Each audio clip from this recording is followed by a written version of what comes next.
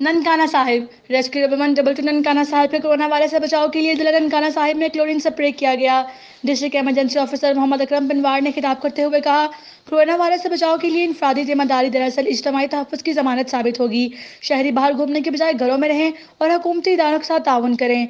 तफसीलात के मुताबिक डिप्टी कमिश्नर ननकाना राजा मंसूर अहमद की हिदायत पर रेस्क्यू डबल 122 ननकाना साहिब की जानिब से कोरोना वायरस के खतरे से बचाव के लिए ननकाना साहिब, शाहकोट और सांगला हिल के अस्पतालों, रेस्क्यू ऑफिस, अहम सड़कों, बाजारों, बस स्टैंड्स और दीगर अहम मकामात पर क्लोरीन का स्प्रे किया गया। जरासीम का स्प्रे की एक्सरसाइज में म्यूनसिपल कॉर्पोरेशन और हेल्थ डिपार्टमेंट ने मुआवनत की। अवाम ने रेस्क्यू डबल 122 और मावन महकमों की कोरोना वायरस के फैलाव के खिलाफ इस काविश को सराहा।